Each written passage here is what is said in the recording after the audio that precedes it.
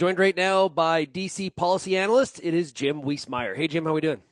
Really good, really good. Beautiful day in Washington, and we're getting ready for Rollins' testimony and before the House Ag Committee. Yeah. When is DC not beautiful, though? Is there When periods of the it's year? when it's the depth of summer in August, because if you recall, it was built on a swamp, and I'm not talking people there. Yeah. I'm talking actual swamp. The air gets a little Oh, thick. A tight. little Yeah. thick. Hey, curious. Obviously, the Senate is dealing with the budget reconciliation bill, the big, beautiful bill as it has been branded and tagged. What are the ag components of that bill that's in front of the Senate that we need to know about? Oh, it's big time. It's really getting into a what House Ag Committee Chairman G.T. Thompson, Republican from Pennsylvania, calls Farm Bill 2.0 Mm. because it includes Title I improvements, in particular, rather large increases in target prices. That's the support mechanism for the farm program crops, the major crops, corn, Yeah. soybeans, rice, cotton, and sorghum. That's big because you won't get it otherwise. And the second one is continued improvements, positive, in crop insurance, making it more cost efficient to buy up crop insurance, including beginning farmers or young farmers, and a rather big increase, doubling of market development funds. So that's pretty big. And then you put in the uh, um, permanent, in some cases, extension of the 2017 Trump tax cuts. That impacts agriculture from a equipment depreciation perspective, estate taxes, a significant increase, and some inflation aspects to that as well. Overall, it's a very farmer-friendly measure. And let me just give you a bottom line. You'll see reports and everything, especially from the media in the U.S., that wants to always pit a battle that something's not going to happen. I think it will happen, a high odds, because if it doesn't happen, the Republicans can kiss both the House and Senate away in 2026 elections. That's how important it is. And the reason it's important is because of extending those tax cuts. Is that correct? Absolutely, Yeah. because you get the biggest tax increase the U.S. has ever had if they don't do it. Now we're going to go through some kerfuffles here for sure, because the House version is going to be different than the Senate, but they're working closely with each other. The leadership, the Republican leadership in both the House and Senate, but it's almost like making sausage. Okay, you don't want to you want to get to the end result, and that's what I'm waiting on. I'm not going to do all the twists and turns, but we'll eventually get there. Yeah, sometimes how the sausage is made is a little bit ugly, but you like at the end of the day, you like to put it in the barbecue and it Oh, tastes good. absolutely, with sauerkraut to boot. Oh, man, absolutely. Okay. Now, you said like very Farm Bill 2.0. So, what does this mean for the Farm Bill? Does this how does this work? Well, if we get this, which I think we will, then the question is, well, there's a lot of other things still to be done that doesn't fit the guidelines of, in the Senate, what we call the Byrd rule. It doesn't pass that. So it couldn't be part of this. They would have loved to have done the whole farm bill in Yeah. it, but they just cannot. So then the question, as you said, will we have a more traditional farm bill approach? I think that depends on the Democrats. Do they want an issue or a bill? And complicating the matters, it matter is Angie Craig, who's the minority leader on the House Ag Committee.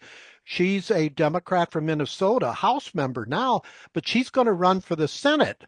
When I talked to G.T. Thompson last week in Lake Placid, New York, he told me who will come to the table for Angie Craig. Will it be the representative or will it be the would-be senator?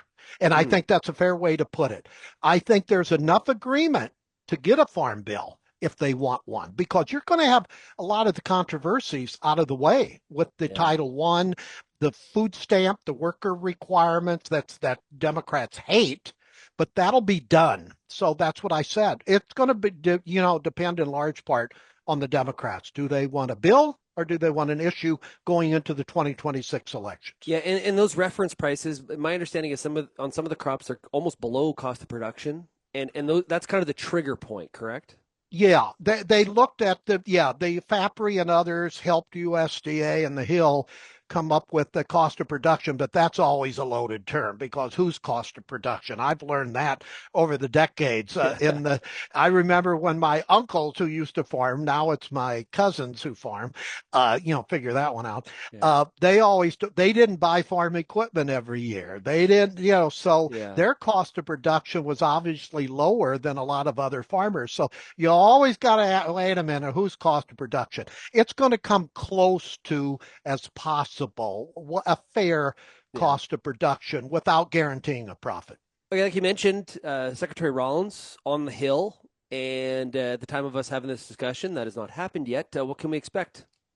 She's going to be a ferocious, as expected, defender of the Trump farm and trade policy, but she's going to get hit with a number of questions, of course, on the trade policy arena.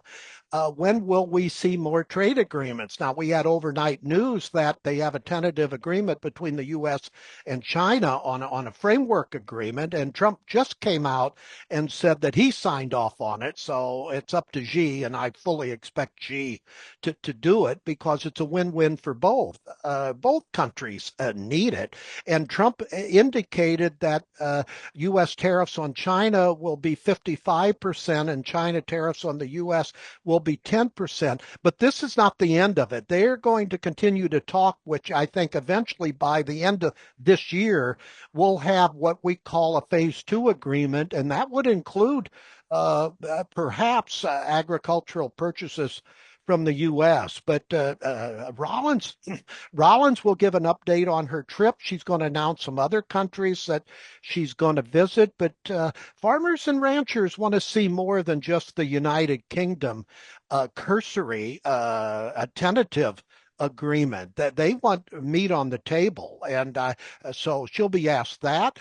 A sensitive issue that developed overnight again was an immigration raid in Nebraska in the farm country, in the agribusiness sector. So I know she's going to be asked about that because wherever, and I give a lot of speeches, as you know, wherever I go, agribusiness is nervous about this now next step of the Trump administration getting very aggressive on deportations. And it looks like that's going to include the ag sector.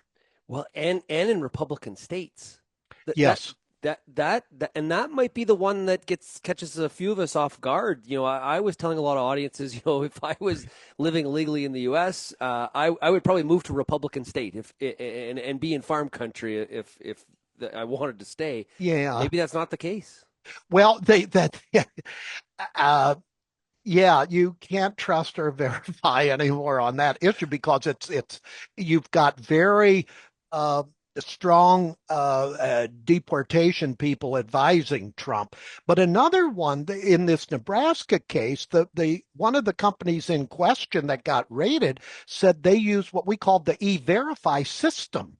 And apparently that did not work for them, right? So that throws up another group of Oh questions wow. is why didn't that E-Verify system work? Was it false positives and things like that? That's a whole nother issue there. But overall, Rollins is very good on her feet and in answers. So Yeah. it'll be curious to see how she remarks on a number of these issues. And then, of course, she'll be asked about her increasingly close relationship with Mr. Maha, Make America Healthy Again, RFK Jr., because there's a lot of anxiety relative to the coming August 12th report from Maha on the recommendations, and that especially regarding pesticides and the use of pesticides. Well, I'm sure she got some phone calls because what we're seeing in this Maha stuff is it is a safer lane for the industry and groups to push back hard on some of the things that are coming out of the department.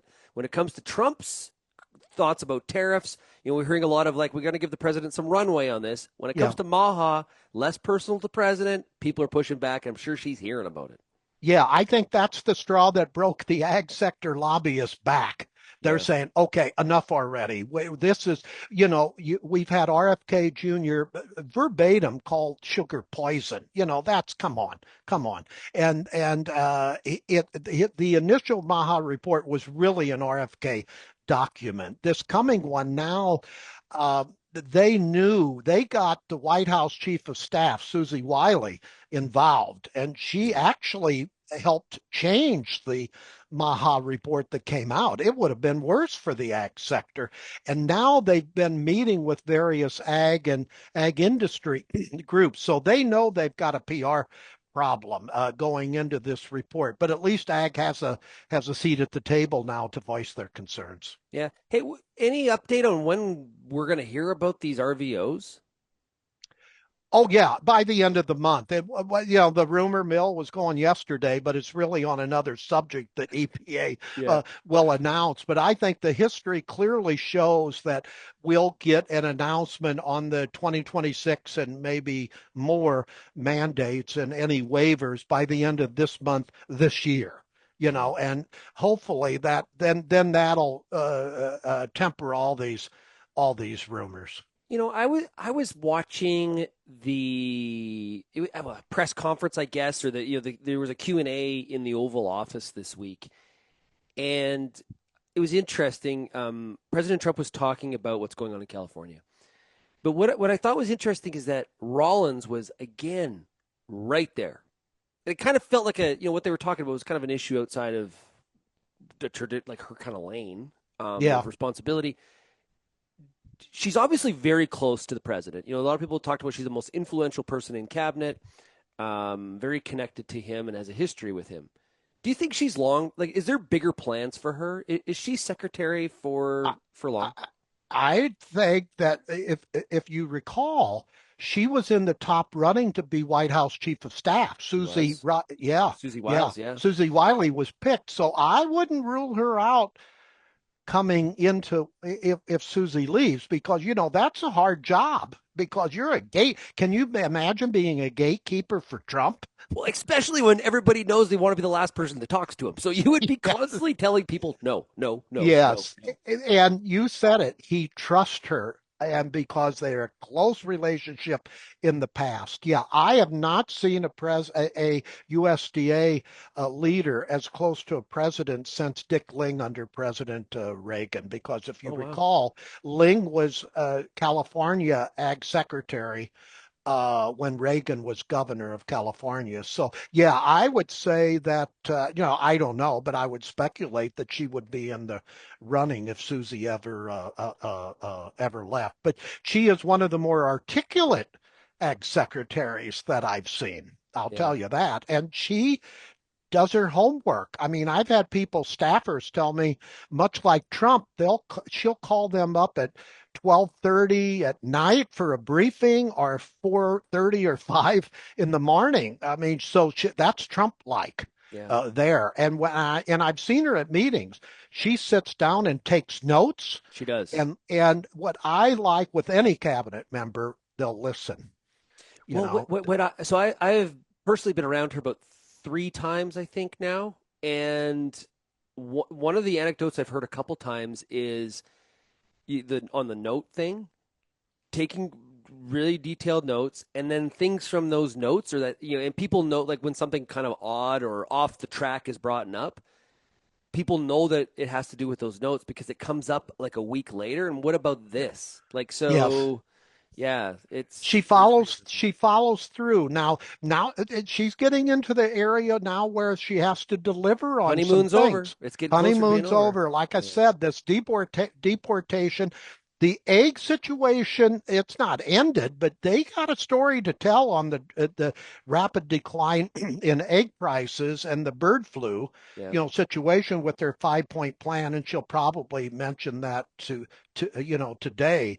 But the trade policy arena, as we said, farmers now, okay, when will we get some trade agreements with India, with Vietnam, with the EU, however hard they will be? I think we're finding out, Shaun, and I think you would agree with this.